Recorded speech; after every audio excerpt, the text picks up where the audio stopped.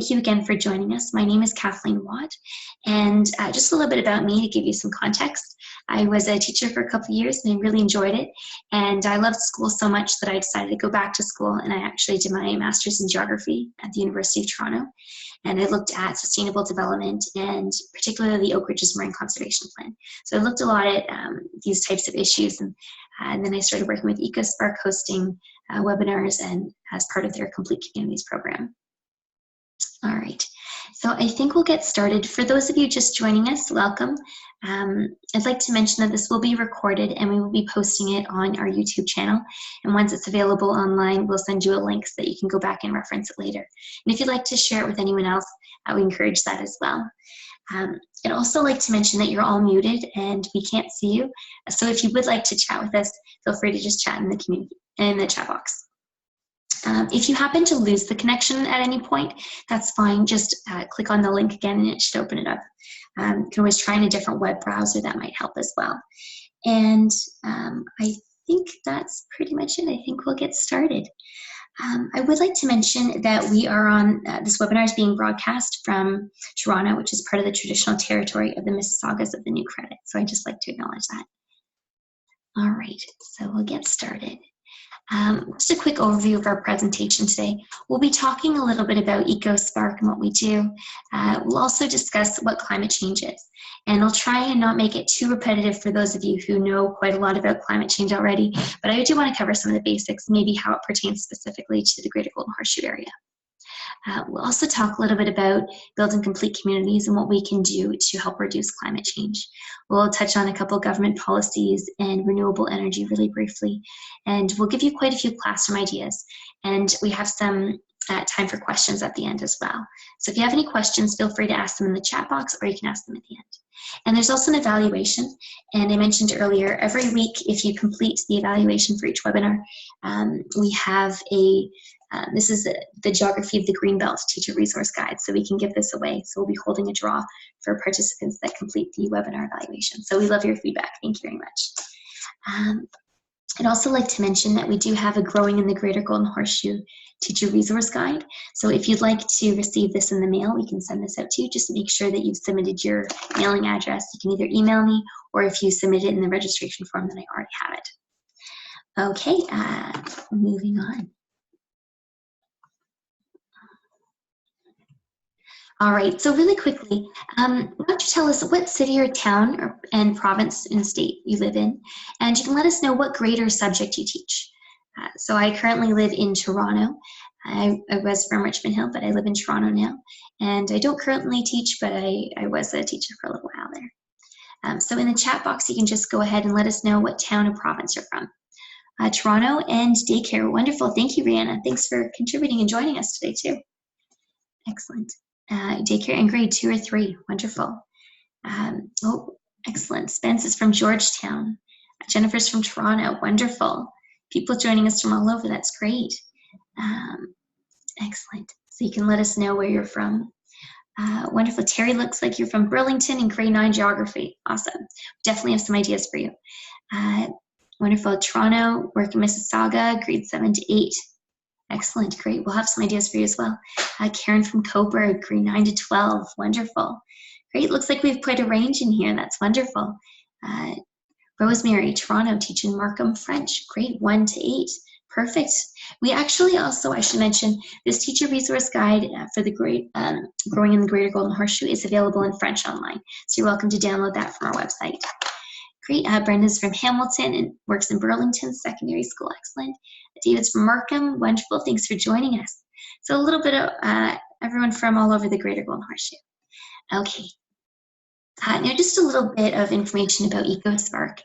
We're an environmental nonprofit, we're a charity, and our goal is to teach teachers, and we run a lot of teacher workshops and professional development. And our aim is that we can teach teachers so that you can teach your students. Students can eventually become scientists and stewards and advocates for the environment. That's our goal. Oh, wonderful. And Dennis is from Newmarket. Excellent. And secondary science, high school science. Great. I hope we'll have a couple ideas for you to use in your classroom today. So thanks for joining us. A little bit more about EcoSpark. We run a program called Changing Currents, and this is one of our flagship programs. It's really popular. It looks at water quality monitoring. So a representative from EcoSpark can actually go with you in your class into a local stream in your community. We can look at the water quality health, and we can look for invertebrates and things, and talk about those with your students. So it's a really fun program. We also have several Nature Academy programs, and these are professional development programs that we run for teachers that look at particular issues, and then we give you a resource. So this is one of them, the Geography of the Greenbelt, and we have quite a lot of classroom ideas and connections for you there. And then this program is the Complete Communities program, and it is, we were awarded a Growth Plan Implementation Fund, so we can implement this program. We run quite a few workshops for teachers, so we go into classrooms and we run workshops. We also do a lot with the school board, so we organize workshops for professional development for teachers. And if participants join our workshops, we can also go into their classroom, do a co-teaching lesson. So we kind of teach the material together. And usually we focus on something about climate change or sustainable development, building complete communities. We also have a really interesting program called the Neptis GeoWeb that deals with online mapping. We'll talk about that in a minute. So we're running 4 webinars. This is the second one, Teaching Climate Change and Sustainability. The next one is Mapping with the Neptis GeoWeb, and we'll touch on that briefly. That's next week, and we're actually very lucky because we'll have Marcy Birchfield from the Neptis Foundation joining us next week to talk a little bit about the programs. And the last one is Building Complete Communities for the Future, and that one's co-hosted with Green Teacher. So if you've registered for that one, it actually goes through Green Teacher, but you're welcome to sign up for all of them. All right, now what you can do in that little chat box is tell us one thing that you do to help reduce climate change. What is one thing that you do to help reduce climate change? I personally, I take public transit quite a lot. I try to drive as little as possible. So I live in an area where I've got a lot of access to public transit. Wonderful. So V Castles, looks like you take the GO train. Excellent. Yeah, and it's often very convenient for us too. You know, one thing about the GO train is you can just work on the GO train. So when you're commuting down, that's a little easier. Rhiannon said, honestly, not really that much. Well, hopefully we can give you a couple ideas that you can implement in your school, in your classroom, and in your home as well. Take public transit, Rosemary. Great. Yes. Biking, so Rena said biking, using and buying less plastic, absolutely. That's something that I always try and be aware of too. It's challenging, but absolutely. Oh, Leah said recycling, composting, and using a rain barrel. That's a great idea with the rain barrel, so it just catches all the rain and you can use that for other purposes too. It helps prevent rainwater from being washed down into the sewer system. Great ideas. And hopefully we'll give you a couple more today as well that you can implement in your classrooms with your students and at home as well. And Val says, I pay carbon tax in BC where I buy gas. Oh, interesting. We'll actually be talking about carbon taxes later today. So thanks for mentioning that. Okay, now really briefly. Oh, and Brendan said gardening, recycling, and composting. Those are great ideas. We'll hopefully be building on some of those, particularly the gardening concept. So thanks for mentioning that. Now, I hope that this won't be too much of a basic review for you today. I'm going to touch on a couple ideas and lay down some of the groundwork and then move forward and give you quite a few practical applications for this material. All right, so what is climate change? Essentially, it's long-term weather patterns of an area that are changing. So if you look at this map, you can see in the red areas, that's where there's been more rising temperatures, and you can see very clearly where that's taking place, the further north. So just a brief kind of idea of it. And what are some of the main causes of climate change? So I'd like you to really quickly in your chat box, what do you think are some of the main causes of climate change? Just to kind of throw some ideas out there and get our brains thinking about this kind of thing. What are some of the main causes of climate change? And you can type in your little chat box right there. Fossil fuel use, absolutely. Dennis, you're right, absolutely. Fossil fuels are a large contributor of greenhouse gases, which contribute to climate change. There's a lot of ideas that we're going to be talking about today. Rihanna said burning garbage. Yes, yeah, absolutely burning garbage too. It contributes as well. Methane from livestock. Rosemary, great point. Wonderful. That's often something that we don't always think about. We'll be talking a little bit about that today too. So I'm glad you mentioned that. Okay, just moving on. Now, there are quite a few causes of climate change. The ones we're going to be talking about today are just some of the larger issues, but burning fossil fuels, which I think Dennis mentioned. So that's definitely something that we want to address. So burning coal, natural gas, oil, transportation, heating our houses, cooling our houses, all these things require a lot of burning fossil fuels. Greenhouse gases can also be released from deforestation. So when we, and Spence said increase of greenhouse gas, absolutely yes. Those are definitely some causes of climate change. Deforestation is one that involves the cutting or clearing of forested areas, and that can really contribute to climate changes in a couple of different ways. First of all, trees and forests act as carbon sinks, so they help to store carbon dioxide, so it's not released in the atmosphere. So when we cut those down, it means that one, they aren't available to act as carbon sinks for us anymore, but they're also releasing all those carbon dioxides that they had been storing. So it's kind of a double-edged sword there. And yes, Brenda said reducing carbon sinks, that's exactly it, yeah. And something that we don't always think about as well. So that's really important to get our students to think about things that we don't necessarily consider always. And another is methane gas, which I think that Rosemary mentioned. Methane gas from animal agriculture isn't something that we always think about, but cows actually, particularly cows, create quite a lot of methane gas, and that's very detrimental to the atmosphere and creates quite a lot of greenhouse gases. And the United Nations Food and Agriculture Organization, they actually estimate that livestock production accounts for 2.2 billion tons of greenhouse gas emissions. So 2.2 billion tons of greenhouse gas emissions. And that's 35% of the total methane emissions are created from animal agriculture. And that's a lot. And that's from, the animals that we eat, dairy that we drink, quite a lot of methane gases are created by animals, particularly cows. And decomposing waste as well can also create methane gases that are released when it's decomposing. So these are just things that we maybe haven't necessarily considered, and our students maybe haven't considered, and we can try and educate them about some of these ideas. All right.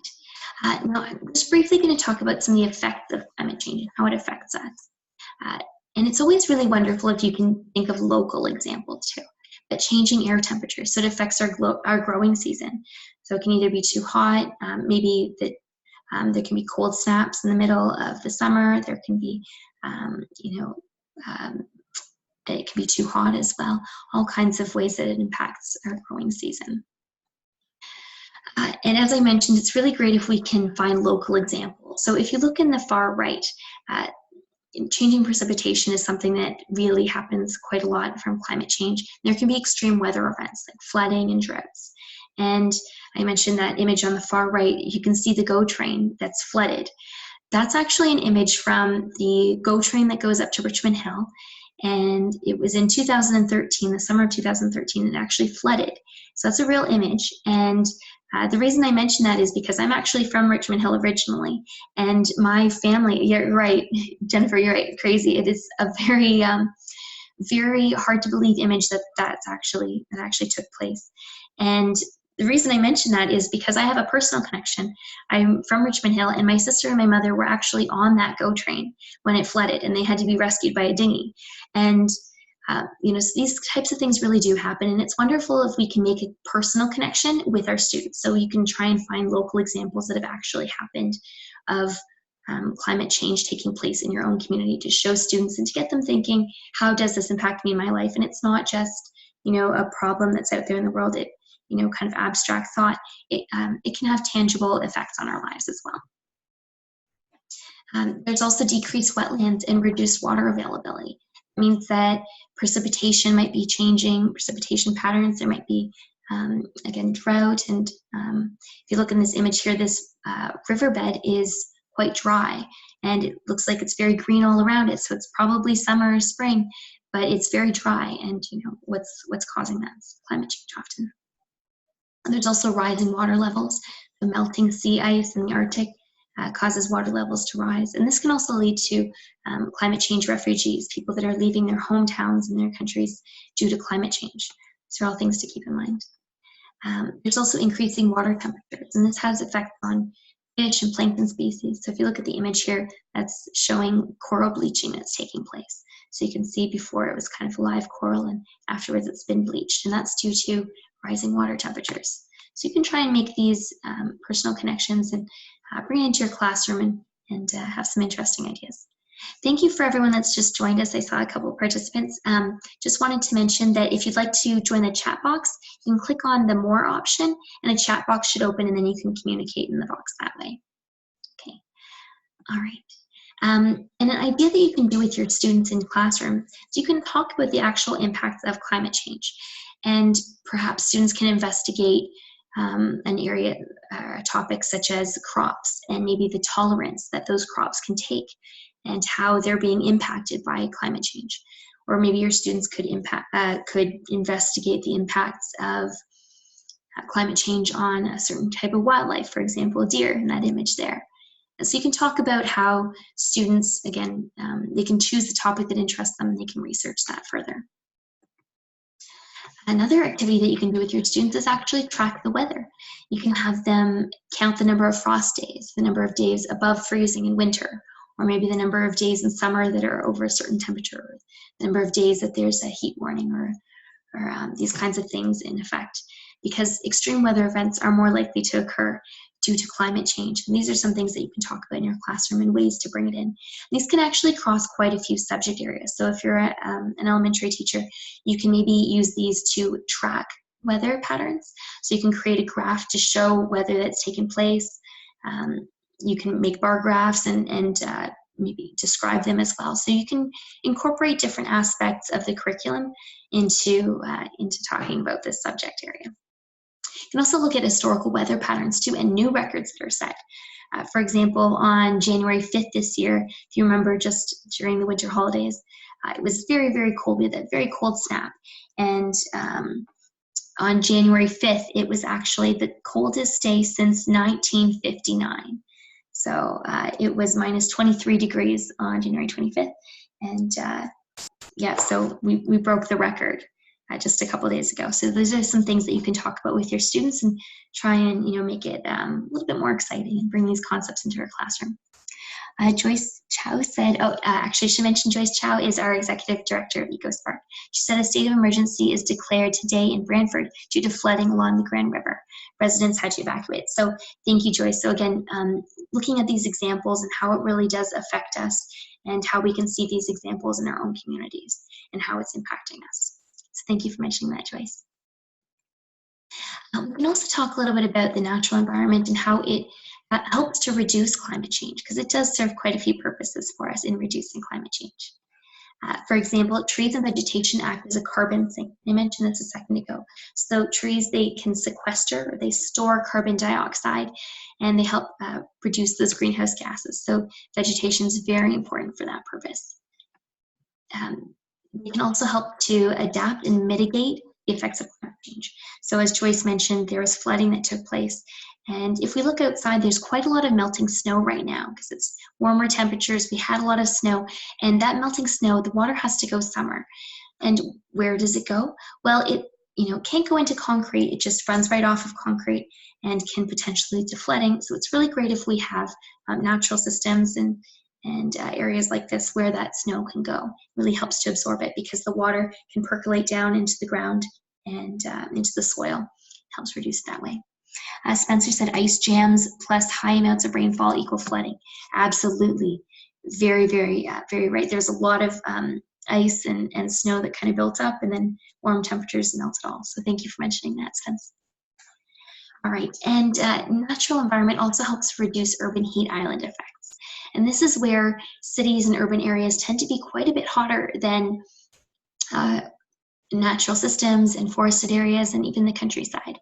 That's for a couple of reasons, but as when we mentioned, those trees help to sequester and store carbon dioxide.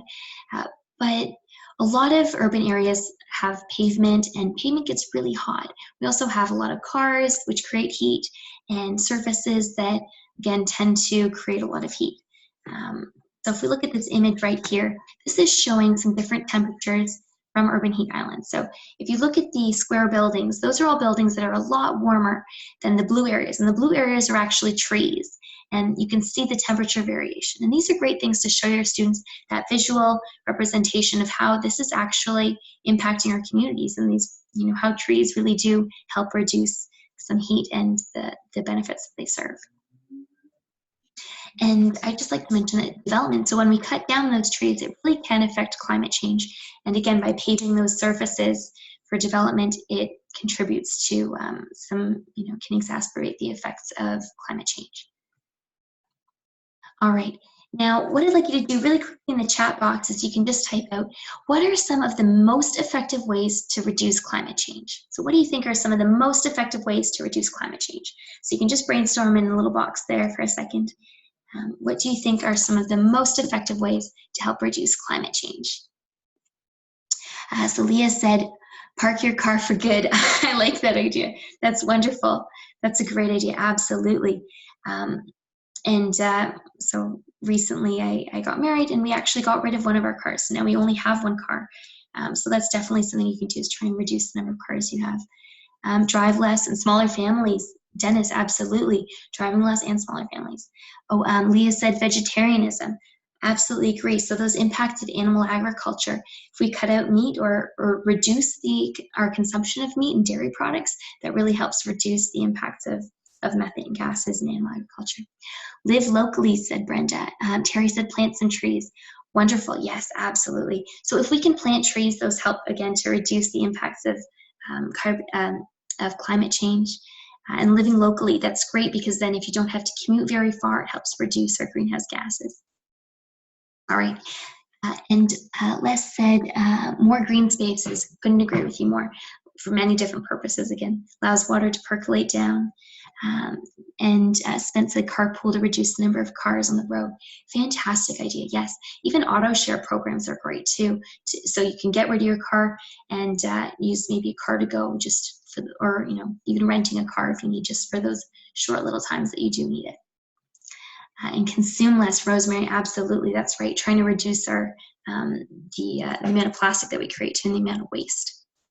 Absolutely, thank you for your ideas, everyone. That's great participation. Okay, now we kind of broke it down into a couple of different ways. The first way is to change our behavior. We can try and focus more on conserving energy and using clean energy, and really reducing the greenhouse gases that we create. So Rosemary, it's kind of going along your ideas, consume less. And the next idea would be to protect natural areas. So we can help store carbon dioxide. They help store carbon dioxide. And if we protect those natural areas, we can really serve a lot of help reduce the impacts of climate change. And let's see, Pam also said use rainwater from watering grass. For watering grass, absolutely. So I think someone mentioned that they had a rain barrel. You can use that rain barrel water for all kinds of purposes, such as watering your grass, your gardens, and it helps prevent it just from being washed down into the sewer system. So thanks for that idea. The third way is that we can build sustainable communities. We can help reduce our carbon footprint by the actual communities that we build. That's what we'll be talking a little bit more about today. Now I'm going to show you this image here, and if you've joined us last week, this is an image of the Greater Golden Horseshoe area, which we talked about a little bit last week.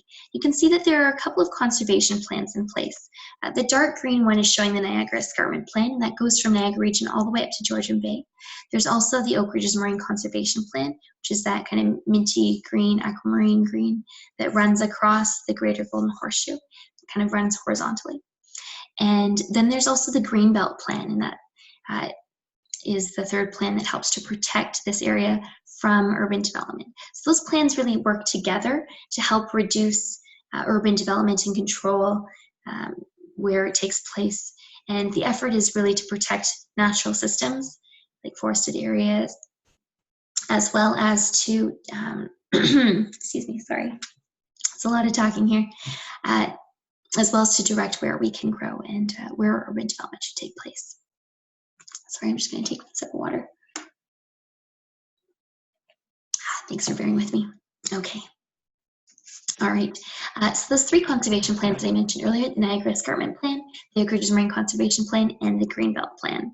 So those plans work together to help protect that area. And they protect agricultural land as well as natural systems. We also have the growth plan, and this was created to help direct where and how we grow. So it's telling us where we should be growing and how we should be growing. For those of you that joined us last week, we'll talk a little bit more about these and the ideas of building complete communities, but I'll keep it a little bit more brief than last week. So the way that we want to be growing, though, is to build complete communities to reduce climate change.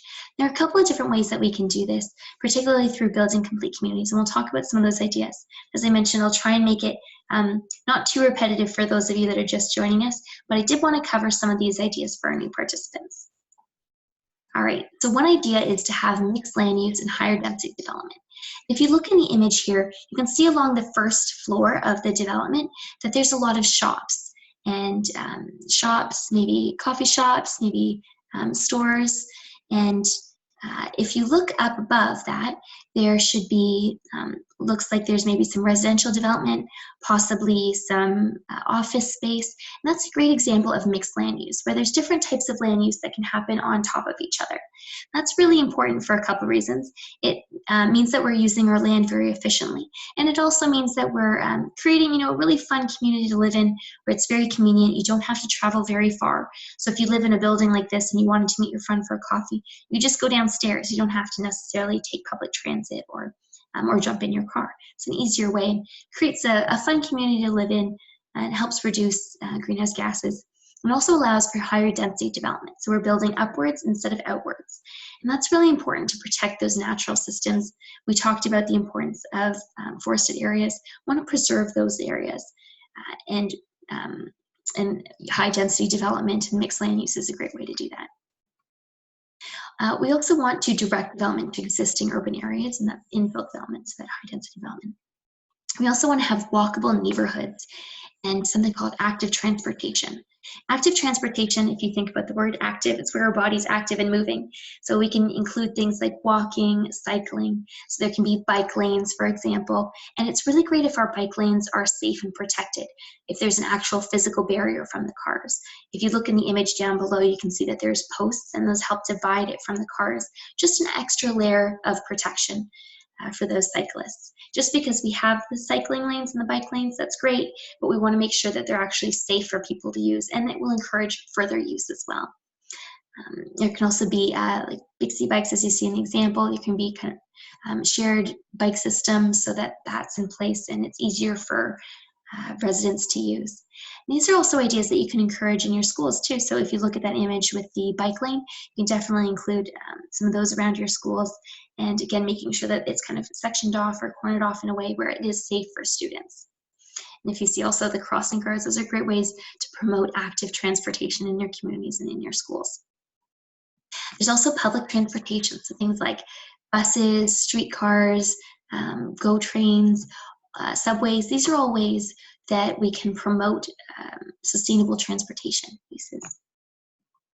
And electric vehicles as well. And we can also have hybrid vehicles too, but these are alternative modes of transportation that are much more efficient than burning fossil fuels and gas and things. All right. Now, if we look at the, we also want to include something called green infrastructure. And if you look at these images here, a lot of the ideas that you talked about as well when we were talking about ways to help reduce climate change included green infrastructure. So that was great to see some of those ideas. If you look in the image on the top right, there's an initiative going on called depaving, where if there's a lot of pavement, you can actually dig up some of that pavement and it can be reused. And then you can put in green space. You can put in a couple more street trees or a little bit of a garden. And that's wonderful because it allows places for the water to percolate down to help reduce flooding. That's an issue that we're really facing a lot right now, particularly in this season when all the snow is melting, the water has to go somewhere. It can't go into concrete, so it's really better if we have those green spaces where the water can go down. And if you look on the left, image on the left with the bus, there's actually, that's an image from York Region where they're trying to include more green space and a little bit more green space within the sidewalks and things. And if you look at the bottom right image, that's, wouldn't it be great if our parking lots looked like that, if they had a bit more green space? So they maybe have, instead of using some types of concrete, we can even have different types of pavement where there's maybe holes so that the water can percolate down into the soil. And Greg, I think you're right. I think that's Highway 7 development as well. So thanks for mentioning that. I think you got it right. Okay. And again, it's great if you can find local examples from your own community that you can use in your classroom. And I think Greg said something similar is happening in Bayview. I think you're right as well. There's a couple images I'll show you that are from around that area too. So thank you for good eye for noticing that. All right, and green infrastructure can also be things like rooftop gardens. And these are really great ways to use space that otherwise wouldn't be used. Otherwise, it's kind of just dead space that's not being efficiently used. And this is a much better way of helping to reduce the urban heat island that we talked about, provide a place for some of that water to go. And we can also use these in our schools too, to even if it's a community garden, but ways to talk about growing plants. We can actually use these foods that we grow or herbs that we grow in our classrooms with our students to create healthy, nutritious meals. We can talk about all kinds of things like how plants grow. We can talk about nutrition, and we can talk about, again, how they're helping to reduce that urban heat island effect. All right. Okay, and another idea is to preserve natural systems. Oh, sorry, I mentioned jobs in the community. It's great if we also can reduce our commute time and have jobs within our communities. And then preserving natural systems and agricultural land. That's really important. So agricultural land is really great because once it's paved over, it's lost. So we want to try and preserve it while it's there. And while natural systems and forested areas are a little bit better for the environment overall, they encourage biodiversity, agricultural land is still really important since it allows water to percolate down. And it's also where we get our food from too. So we want to protect those areas. And preserving natural systems is very important because we want to encourage biodiversity. And while it's great to have green space within communities, it's also really important to preserve the whole larger systems, natural systems, and forested areas, because we do want to encourage wildlife and biodiversity to live in these areas. And large systems and natural systems allow for green corridors where animals can kind of travel between, and it really does make a big difference for the environment. So we want to preserve those areas. And finally, clean energy. So renewable energy and clean energy, things like wind turbines and solar panels. And you can talk a lot about your solar panels with students, where these could go. And a lot of schools in York Region and Toronto and Durham Region actually have solar panels. You can take your class up to go look at them and talk about, the impact. And you can, a lot of schools are actually selling the electricity that they create back into the grid, and they're earning a check from that. So there's a whole bunch of things that you can talk about with your students that relate to this. You can show them examples too, right in your own community. Excuse me. Now, what I'd like you to do is in your chat box again, look at examples and what are some things in this image that you see that help illustrate a complete community that reduces climate change? So what are some examples in this image that you see? You can just type those in your chat box. So what do you see in this image that really jumps out at you as an effort to help reduce climate change?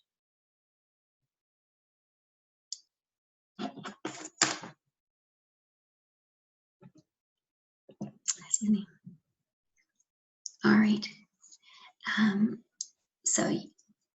Leah said, see multi-unit housing, absolutely, stores below, and then you don't have to drive as far.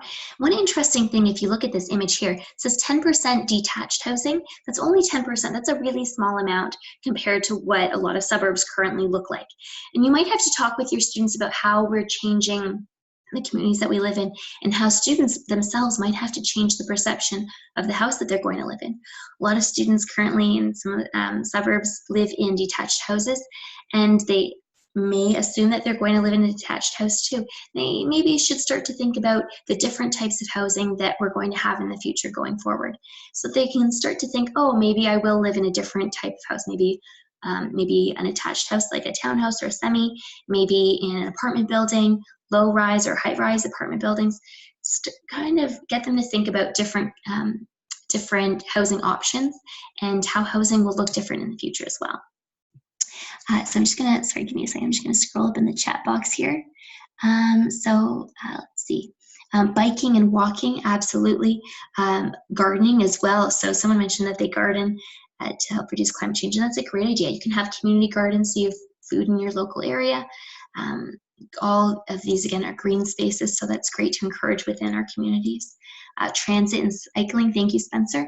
Yes, and if you look, there's quite a lot of cycling taking place in this image. There could be bike lanes and even Bixie bikes or like communal bike renting options. Green roofs, said Brenda, absolutely. Those are something that we can definitely encourage.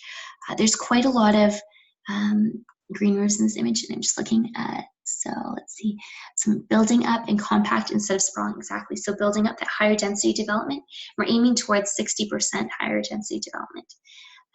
So it's quite a change compared to a lot of the suburbs that students live in now.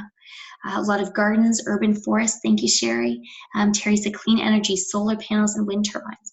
Absolutely, so those are all things that we can include within our own communities too. Okay, and an urban forest, great. Okay, so these are some ideas.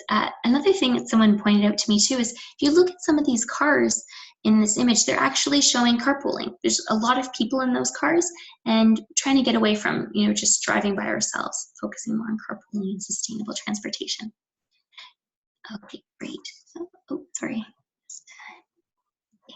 Now, if we look at this next image, I'm just going to point out a couple things, different types of energy, clean energy.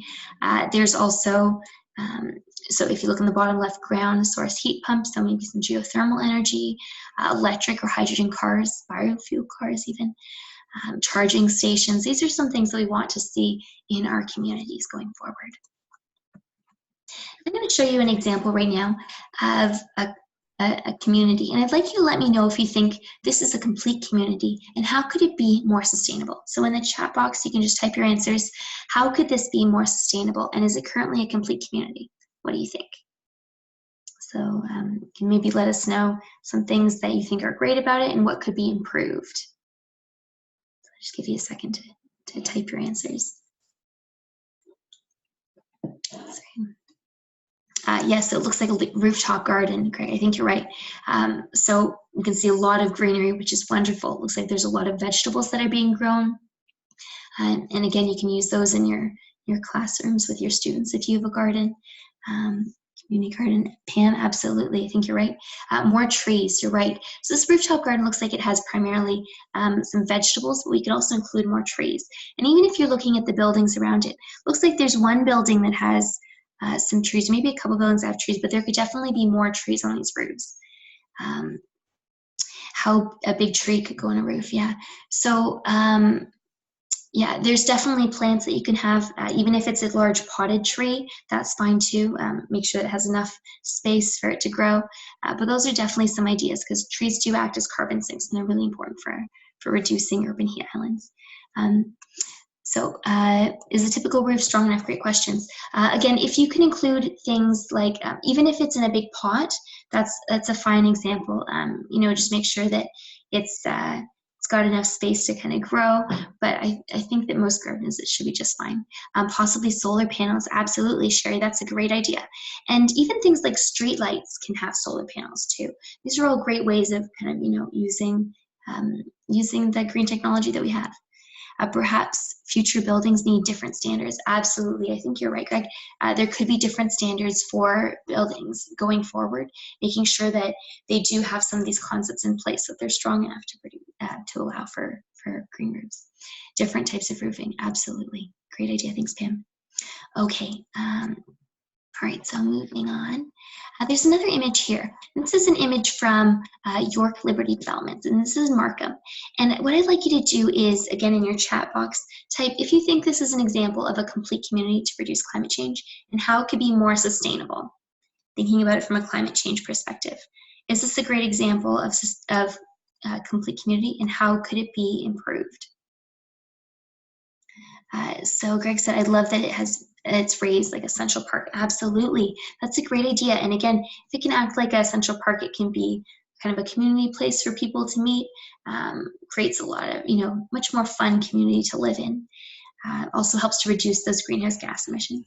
You said parking lot doesn't look like a permeable surface. You're right. Looks like it could definitely have improved parking so that it is a little bit more permeable. Rhiannon said, are there community gardens? I don't know. You know what? That's a good question. It's kind of hard to tell. Okay. All right. Why don't they have rooftop gardens as well?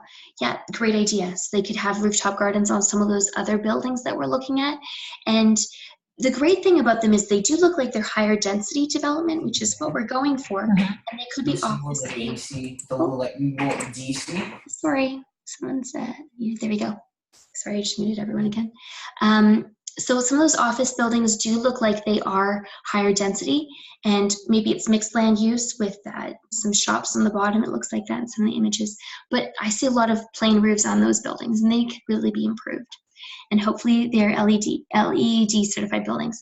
Thanks, Spencer, for mentioning that. I actually think that they are. So I got this image from York Region. I was looking at complete communities, and I think that they are LEED certified. So thank you for mentioning that.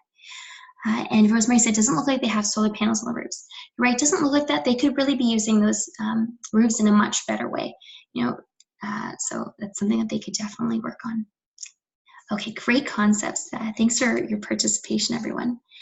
So in this example, this is a great example since it has a lot of green space right along the along the street beside this, beside the walking areas. Looks like there's a lot of public transportation as well as active transportation. There's even, a bus covering too, so that little things like that encourage public transportation use. It's not always the most fun waiting outside in the bus when it's raining or if it's freezing, but if it's got a little bit more of a covered area, then, you're much more likely to take public transportation. So those are little things that can be encouraged. Now, I'd maybe mention that those street lights that you see in the image could also have little solar panels on them to help power those street lights. But for the most part, this looks fairly complete because there's quite a lot of trees and looks like even some green space on the roofs. All right, now just moving onwards for the sake of time. There's quite a lot of ideas that you can do with your students. You can have meatless Mondays where you're eating less meat. You can have recycled batteries and cell phones. Encourage a walking to school for a month. Maybe have a mentor program where older students walk with younger students. You can even have green walls in your classroom and in your schools. So these are just some ideas that you can do with your students. And some classroom ideas, just for the sake of time, we're going to keep going. You can encourage your students to think about complete communities and how they could design their own, keeping in mind this idea of climate change. The students can actually design their own complete community and include aspects of climate change like renewable resources, renewable energy and higher density development, things like that. Students can also write a letter to their government representatives or their school principal and make a suggestion, like a practical suggestion for change that can be made. So if we look at this example here, this is an example of a green wall that students actually created with their teachers at Milliken Mills High School in Markham. And the students, along with their teacher, they used recycled water bottles for that plastic felt to line the wall. And then they actually planted these plants. And if you look, there's herbs on the bottom, and they have an irrigation system that they built. And so the students actually built this with their students, teacher built this with the students right in their own school. And there's an irrigation system that goes up. You can see the tubing for that. And they found that there was a little bit of water coming down. So they put herbs underneath. So it's a great way to kind of problem solve, teach your students to think about alternative uses of space and how we can help reduce climate change. Right, Val, cool wall planting, absolutely. It's very colorful too. It adds a bit of color, brings the natural environment indoors. I want to quickly talk a little bit about some government policies to reduce climate change. So there's a couple of plans. For example, Climate Change Strategy and Action Plan provides home energy retrofits for your house and businesses as well, and really promotes clean energy. If we look at this example here, this is a net zero home, and this is the goal, what we're aiming towards. So this home has solar roof, it could have lots of insulation in the walls and in the attic, as well as in the floor to help reduce the amount of heat that we need in the winters. You have triple pane windows, the heat pump water system. You can have lots of trees, a living wall maybe, or a green wall. You can have low flow faucets and toilets. You can also have special windows that maximize daylight and also, again, keep the cold air out, and rooftop gardens. So the goal is really to have net zero homes. So all new homes should be net zero homes by the year 2030. Triple pane glass, Jennifer, absolutely, yes, that's a great point. Really, really helps keep out the cold air, and that helps keep their heating costs down too. Okay, sorry. All right, now there's something called cap and trade, and this is kind of a system to help reduce the carbon emissions that are created by by industries. And there's actually a wonderful video by the provincial government that's released. You can see up in the video, sorry, on the image on the top right. That's a really great video that explains cap and trade. But essentially, cap and trade is where the government puts a limit on the amount of emissions that industry can create, and any industry that has emissions that they haven't produced, they can sell or trade that emission quantity to another industry that creates too many emissions, so they can in turn receive funding that way. And the video is great to explain this idea to your students, because it's sometimes a little bit challenging to explain yourself. And just for the sake of time, we're going to keep going. All right. Oh, yes. And Leah said yes. It's still a family home. Yeah, absolutely. Okay. So some of these cap and trade emissions and the proceeds that are created are actually going to help implement the action plan, and they're actually going towards funding some government initiatives for reducing for home energy retrofits. So you can look at Green Ontario Fund. They actually have incentives for homeowners to help reduce your carbon emissions. There can be up to $500 per window, which is a great idea. So you can change your windows in your house. You can actually get $500 back. There could be insulation. $7,000 to help provide insulation for your house. These are great government incentives. They're all being paid for by that cap and trade program, which is really great because it's not coming out of anything else. There's a whole bunch of incentives. So I'd encourage you, if you want to make a change in your own home, to go to Green Ontario Fund, and you can look at a whole list of some of the energy that you can use. And Spence said, and Green Ontario ID for renters too. Absolutely, you're right. So if you don't necessarily own your home, you can also use it for renters too. Okay, so question for the group really quickly in the chat box. You can type down, have you used any of the government climate change rebates to improve your homes? If so, which ones? Now, I know that we're living in an older home right now that we just moved into, and we've been thinking about replacing some of our windows because we do have a lot of cold air that comes in, and they're a bit older. So we're thinking about doing that. So Leah said high efficiency appliances. Absolutely, high efficiency appliances are a great one, and it's great if you've used that. Greg, happy to give you some tips. Spence, replacing, oh, wonderful, great. So you're going to be using the program too. Windows are a big one. You know, housing and insulation is another big one too, especially a lot of older homes too. Don't necessarily have as much insulation as they should. Rihanna said, we used a furnace rebate, saved $1,500 for a $4,000 furnace. That's a great incentive, you know. And so if you've been thinking about making a change, these are some ways that you can do that. LED lights, wonderful. Absolutely, that's a really fairly easy change to make, and makes a big difference too. Thanks for sharing, everyone. All right, now a classroom idea is you can actually travel around your school using a laser thermostat reader. So these are something that you can use in your classrooms. If your school doesn't already have one, I think you can get them fairly cheaply for about $20 or so. And you can actually go around your school taking different temperature readings. And your students can record the findings, and you can provide suggestions to your principal about how to improve the school, how to make it more energy efficient. Let's see. Les said triple pane windows and insulation. Great idea. Oh, David said, where can you buy them? Great. So where can you buy the laser thermostat reader? You can probably buy it from maybe a Home Depot or Canadian Tire, probably even Amazon online would have something. They're fairly inexpensive, and it's a really fun idea. You can also use these in your home too, to walk around your home and test the windows. You can look at where, around the door where there might need more insulation. So it's a really great idea to include some mathematics as well with your students if you want to talk about recording some of these and And you can even write a letter to your principal to make some suggestions. Okay, and now just to kind of continue on, a little bit about energy. Now, I'm not going to go too in depth right now because we don't really have the time exactly, but I did want to say, sorry. So if you download the Growing in the Greater Golden Horseshoe Teacher Resource Guide, or if you're having it sent to you in the mail, there's a whole section that talks about renewable energy. And so I'll let you look through that a little bit more in depth when you have some time on your own. But wind, solar, hydroelectric energy, geothermal as well, biomass, tidal energy, ocean energy. These are some things that you can talk about in your classroom. And a great idea that you can use with students is to actually have them research in groups a particular type of energy. And they can look at the pros and the cons, and then they can have a debate about which type of energy should be used. Oh, and Joyce, thank you again. She mentioned that the guide can be downloaded from the link right there. So if you're looking to download the guide for free, you can just click on the link, and it's available in French and English online. Now there's a couple other activities as well that you can do. You can calculate your carbon footprint. This is a great idea. It's really fun for students, and it causes you to think about some things that you maybe haven't thought about before. So you can go onto one of these websites here. There's many different tools online to help you calculate your carbon footprint. These are 4 of them that I found.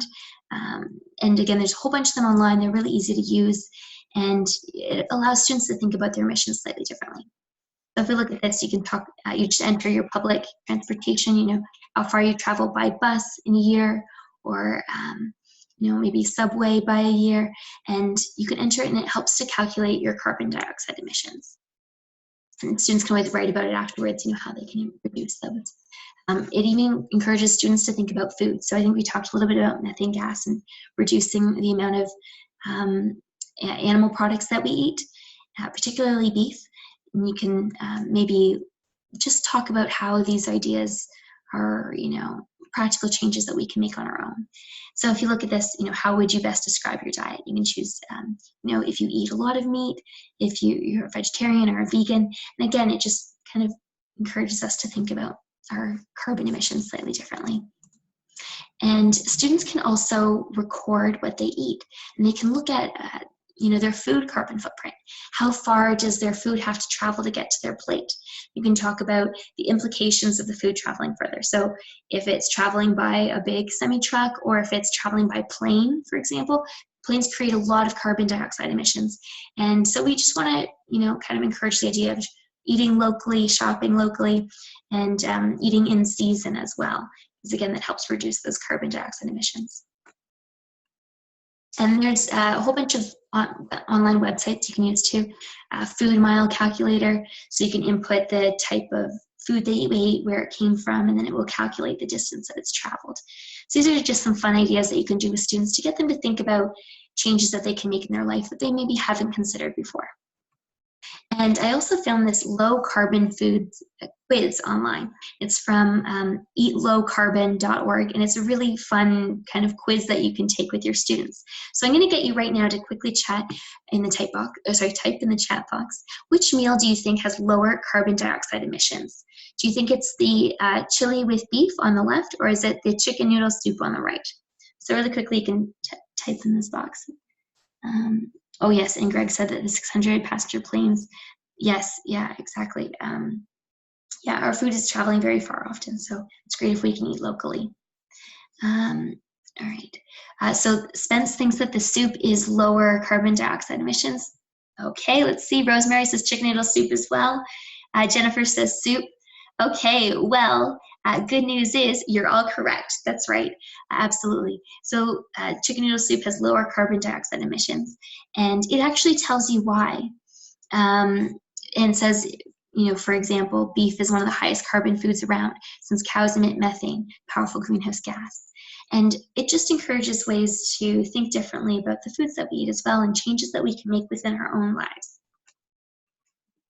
Okay, and it also allows you to look at different foods. So if you want to, you know, maybe enter the foods that you eat in a typical day. So if you eat pancakes with maple syrup and butter, you can click on that and see the amount of carbon that's created with that. And it's a really unique option, really easy to use with students, and a lot of fun too. All right, now I'd like to quickly mention that we are holding another webinar next week on March 1st. It's on Thursday at the same time, 7:30 to 8:30, and it deals with mapping with the Neptis GeoWeb. And so there's another idea that you can do with your students using the GeoWeb, to talk more about next week. But you can look at your transportation options. How do students get from point A to point B, and maybe ways to help reduce your greenhouse gas emissions by using other forms of transportation. So students can actually look at this. Yep, you can use Google too, absolutely. All kinds of different ways of tracking this, but just encouraging students to think about their transportation uses. There's a whole bunch of resources that you can use too. Climate Change 101 with Bill Nye. He has a lot of great resources. Bill Nye Saves the World's on Netflix, and again talks a lot about climate change. National Geographic has some resources. I mentioned that cap and trade video by the provincial government, so this is the link right there if you want to use that to explain cap and trade. And Green Teacher as well. They also have a resource right here, you can see it. It's called Teaching About Climate Change. And this is a great idea for, it's got a lot of ideas about how to teach climate change in your classroom. And it actually goes into some more of the science as well. So scientific experiments that you can do to show students climate change or to show them carbon dioxide. So again, this is teaching about climate change. All right, and there's also films like Before the Flood. And in the Greater Golden Horseshoe Resource Guide that we gave you, we also have quite a lot of resources listed there. So just some final thoughts today. I'd like to mention again that complete communities are really designed to combat climate change, and they're really designed to be accessible for everyone and help make climate change and reductions in our own communities. And I'd also like to mention that we have quite a few lesson plans. So we have 12 lesson plans that are available online, and you can download those from our website right here, ecospark.ca/complete-communities. And you can download the resource guide that I mentioned, as well as the lesson plans. I'm also in the process of creating 3 additional lesson plans, so you can download all those on the EcoSpark website. And we also have 2 additional webinars that we're doing next week. Is the Neptis GeoWeb mapping program, and then finally Building Complete Communities for the Future. That's hosted with Green Teacher. And Rhiannon, thanks for your question. This webinar is being recorded. We'll post it on our EcoSpark YouTube channel. We haven't gotten it posted just yet, but we probably will sometime within the next couple of weeks. And once we do post it, we'll send out a link, and you can watch it from there for future reference. And again, just some final thoughts. Our own actions that we have in our own daily lives can really make a huge change in climate change. And you as a teacher can really help influence how your students see climate change and actions that they make in their own lives too. So going forward, I'd like you to think about some changes that you can make in your own life to help reduce climate change. I'd like to thank our sponsors. So we receive support from the provincial government as well as the Neptis Foundation. And I'd like to thank you for joining us today. I hope that you gained a couple of ideas that you can use with your students, and some practical ideas as well about climate change. Spence, you're welcome. Very glad to have you with us. And I also encourage you to complete our webinar evaluation. We're welcome for any feedback that you might have, and we'd love to hear your ideas. So you can also, so if you complete the webinar evaluation, right there, I'll see if I can copy and paste the link for you. Oh, thank you, Joyce. Joyce did that for us. So you can just click on that link right now, and then you can complete the webinar evaluation. Every week we'll be doing a draw of participants that complete the evaluation, and you can receive this Geography of the Greenbelt resource guide. So we'll be doing a draw every week if you complete that. So we appreciate your thoughts. And that's it. If you have any questions, I'd be happy to help answer them right now. Thank you. Oh, so sorry, I saw a question up above.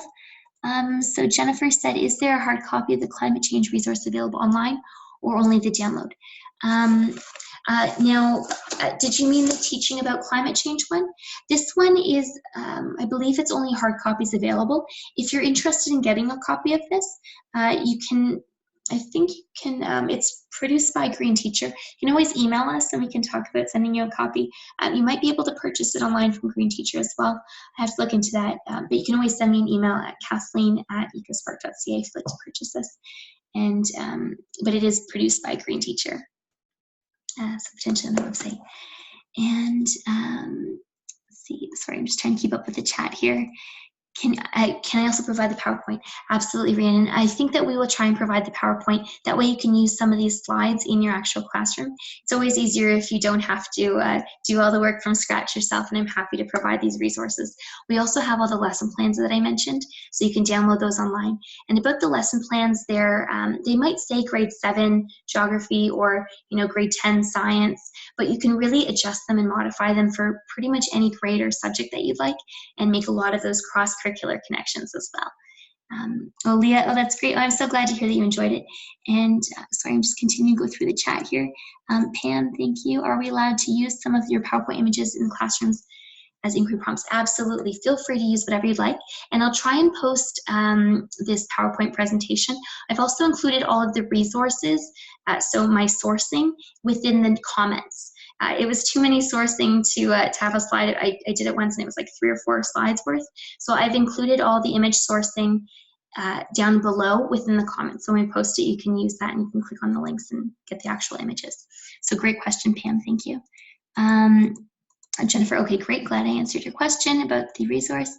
Joyce said, Green Teacher has updated resources to teach about climate change. So if you go onto the Green Teacher website, you can probably also find additional resources about climate change. Rhiannon said, why reinvent the wheel? Oh, absolutely. Exactly. And the point of this program is really to educate teachers and provide some resources for you. So we're really happy to share our PowerPoint presentations with you and make it accessible in any way. You can adjust them as much as you'd like. That's just fine by me. And great, Joyce has provided the Green Teacher website.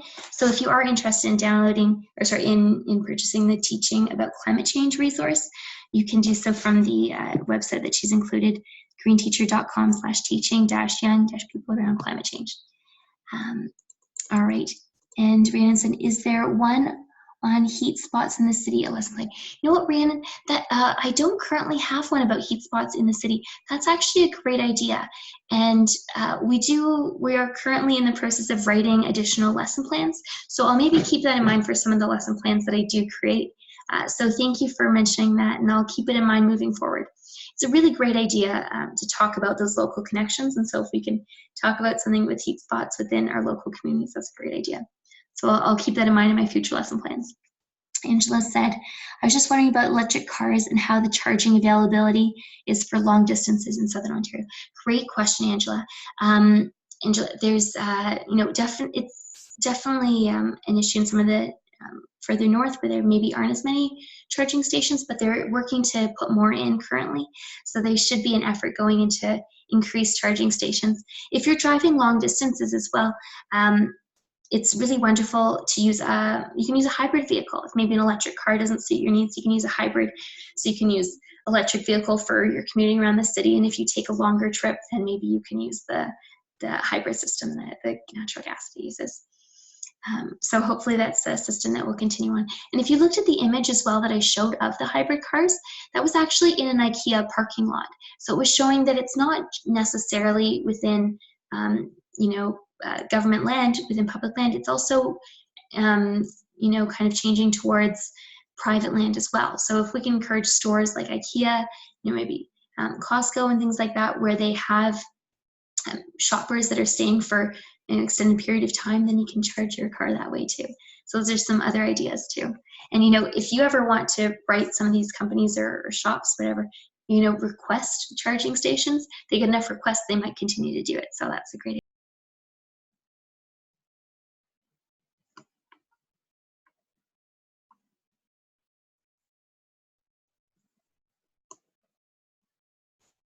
Okay, and I'm going to be ending the chat now. So if you do have any other questions, feel free to email me at kathleen@ecospark.ca, or you can visit us at ecospark.ca/complete communities, and you can check out our information and resources there.